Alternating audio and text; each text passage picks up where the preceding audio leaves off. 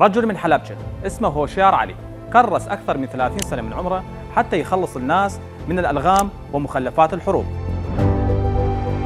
بسنة 1989 انفجر عليه لغم أرضي وفقد رجله اليمنى. وبعدها ب5 سنوات وبسنة 1994 فقد رجله الثانية.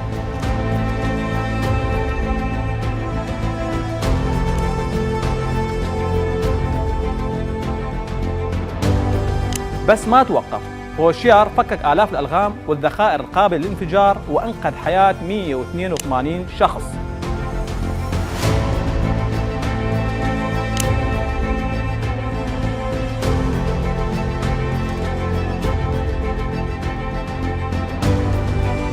ونظف عشرات الكيلومترات من الأراضي من مخلفات الحروب والمتفجرات.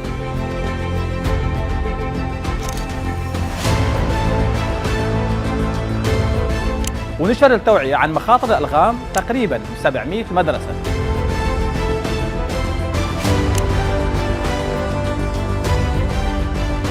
والمعجزة سوى كل هذا وهو بدون رجلين.